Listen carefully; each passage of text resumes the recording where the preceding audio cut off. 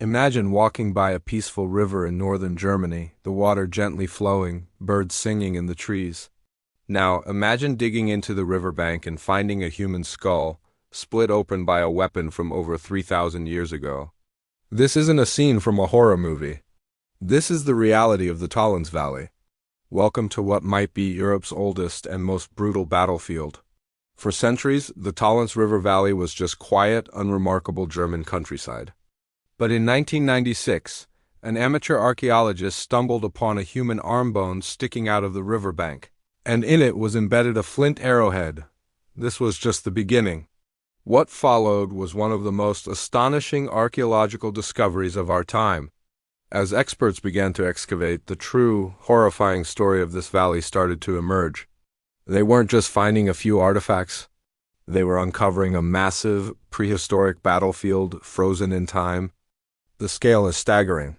So far, archaeologists have uncovered the remains of hundreds of individuals, but they estimate that thousands more lie buried in the mud. We're talking about a conflict that may have involved up to 4,000 people, a number that is absolutely mind-blowing for the Bronze Age. Around 1250 BC, to put that in perspective, at that time the population of this entire region was sparse. An army of this size would have been a monumental gathering. And the evidence of violence is everywhere. It's visceral. It's personal. Skulls have been found with massive, unhealed fractures consistent with being bashed by wooden clubs. Other skeletons show injuries from bronze-tipped spears and arrows. Some bones show signs of being pierced and then twisted, a gruesome detail suggesting the attackers were trying to retrieve their valuable bronze spearheads from their victims. This wasn't a clean, distant fight. This was brutal face-to-face combat. One of the most haunting finds is a wooden club shaped like a baseball bat or a croquet mallet. When you see it, you can almost feel the weight of it, and you can easily imagine the devastating impact it would have had on a human skull. Another find that sends a chill down your spine is the discovery of horse remains, suggesting that cavalry might have been part of the battle, thundering across the field. So who were these people, and why were they fighting? This is the great mystery of the Tollense Valley. The skeletons themselves offer some clues. Isotope analysis of their teeth, which can reveal where a person grew up based on the water they drank, shows that many of the warriors were not local. They came from hundreds of kilometers away, from regions in modern-day Poland, the Czech Republic, and even southern Scandinavia. This wasn't a local skirmish between neighboring tribes. This was an organized, large-scale conflict involving people from all over Europe. What could bring so many people from so far away to fight and die in this specific spot? One theory is that they were fighting for control of a causeway or a bridge that crossed the marshy Tollense River. This route might have been a major trade artery, a Bronze Age highway for moving valuable goods like tin, copper, and amber. Control of such a choke point would have meant incredible wealth and power. The battle could have been a gigantic, violent toll dispute.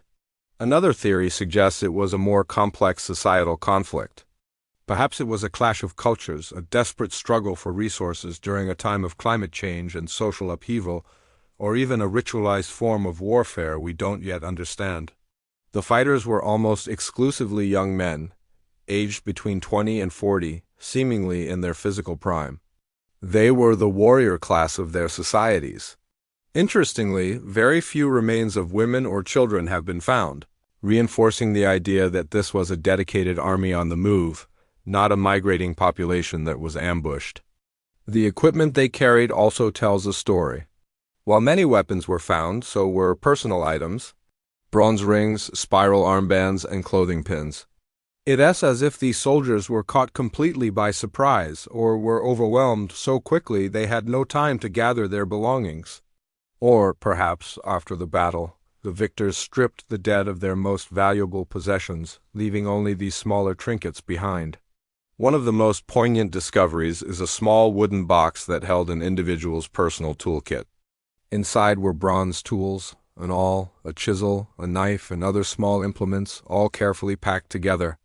It's a very human touch amidst all the carnage. It belonged to someone. A person who was not just a warrior, but also a craftsman, someone with a life and skills beyond the battlefield. They traveled hundreds of miles to this river, perhaps as part of a larger force, carrying the tools of their trade only to meet a violent end. Their body, like so many others, was likely pushed into the river and lost to time, until now. What happened after the fighting stopped is another chilling part of the puzzle. The bodies were not properly buried. There are no grand tombs or burial mounds you might expect for fallen warriors. Instead, it seems they were simply left where they fell, or unceremoniously dumped into the river. Over time, the river's currents and the shifting mud tangled their bones together, creating a chaotic underwater mass grave.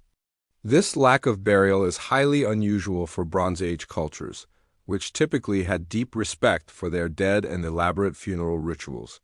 It suggests a few possibilities. Maybe the victors were so exhausted or had suffered such heavy losses themselves that they could unbury the dead. Or perhaps, in a final act of desecration, they deliberately left their enemies' bodies to rot in the open, a terrifying warning to any who would challenge them. It's as if the ground itself was meant to remember the slaughter. The Tollense Valley completely rewrites our understanding of the Bronze Age in Northern Europe.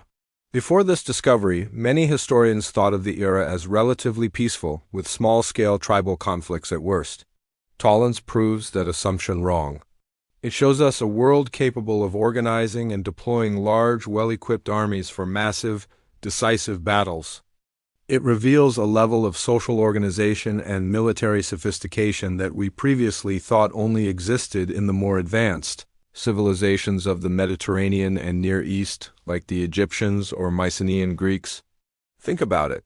This battle took place around the same time as the legendary Trojan War described in Homer's Iliad. While we often think of Troy as a semi-mythical event, Tollense is cold, hard, physical proof that epic battles were indeed a reality of this age. The screams may have faded, but the bones remain, a silent testament to a day of unimaginable violence. Each new discovery in the valley adds another piece to the puzzle, another chapter to this brutal story. Archaeologists are still excavating, using modern technology like underwater drones and ground-penetrating radar to map the extent of the battlefield. They believe what they've found so far is just a fraction of the whole story. The river and its banks still hold countless secrets. The Tollense Valley isn't just an archaeological site. It's a time capsule. It's a direct, unfiltered window into a single, terrible day 3,250 years ago. It forces us to look at our prehistoric ancestors not as simple, primitive people, but as complex individuals capable of great loyalty, organization, and horrifying brutality. It's a stark reminder that the history written in bones can sometimes be the most powerful of all. The battlefield that never slept continues to speak, and we are only just beginning to understand what it's trying to tell us. Thanks for watching. If you found this journey into our violent past as fascinating as I did, make sure to like this video and subscribe to the channel for more deep dives into forgotten history. See you next time.